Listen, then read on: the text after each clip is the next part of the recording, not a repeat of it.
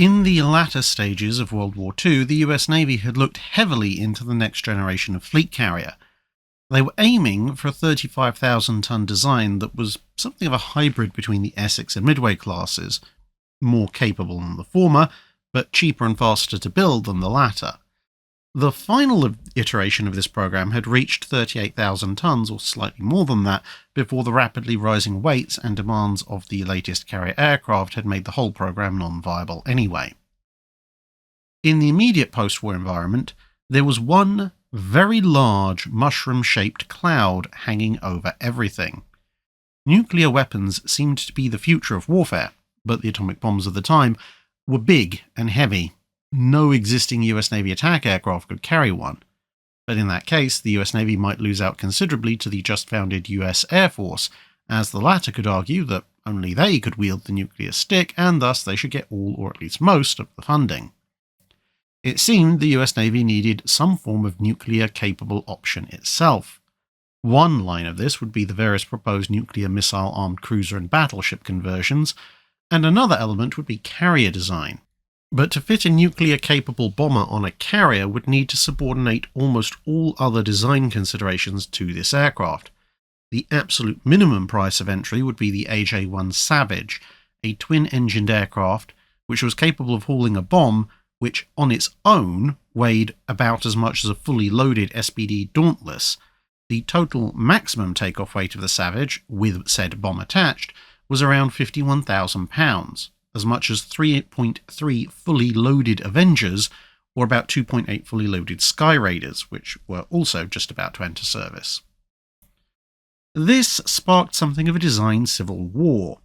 A pure heavy attack carrier needed a relatively small magazine, maybe 100 nukes, and little to no hangar space. The Savage barely fit on the Midway's lifts and hangar, and future nuclear bombers would definitely be larger. If any hangar at all was to be needed, it would be for a relatively minimal number of fighter escorts.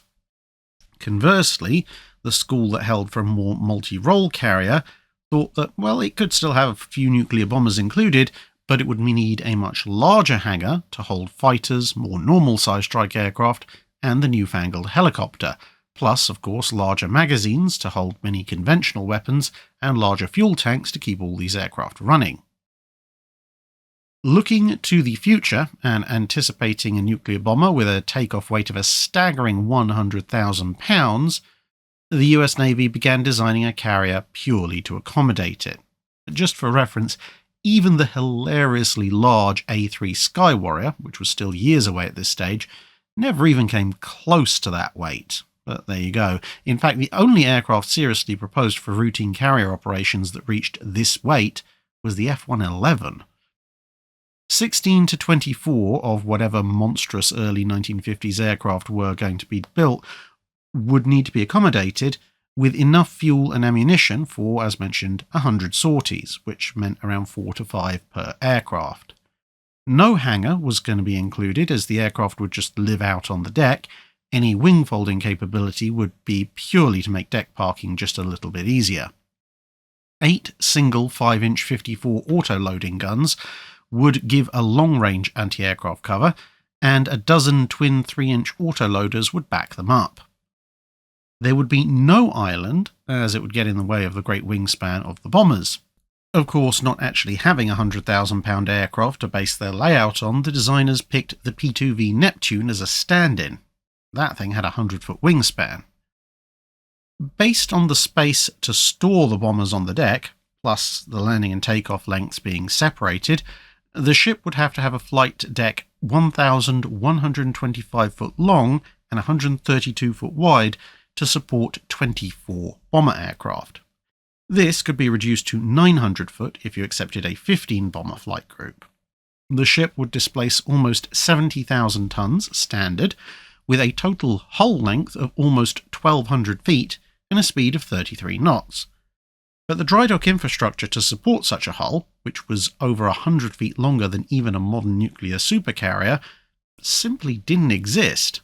So the design was revised to include a hangar, and the theoretical bomber would have to have a folding tail fin in order to fit. This would allow the ship to be shortened enough to allow it to fit the existing infrastructure. Due to the absolute monotask nature of this design, financial year 1948 included proposals for both this vessel and a more general purpose carrier design.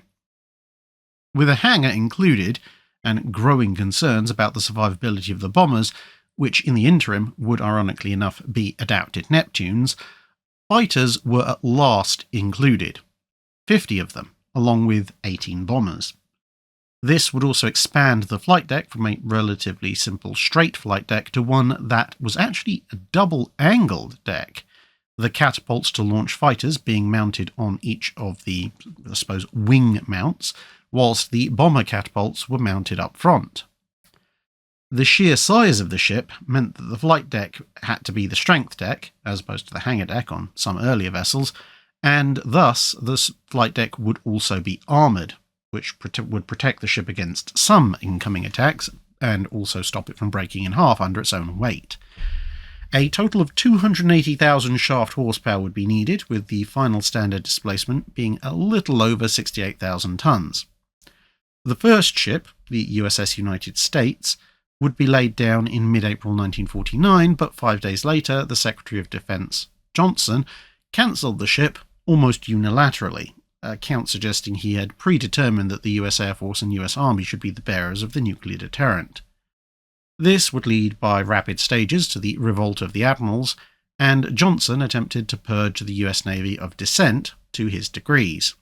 However, half a year later, the Korean War kicked off, and with the US Navy being the only service able to provide meaningful regular air cover for a significant early portion of the conflict, the anti-US Navy Johnson was forced to resign.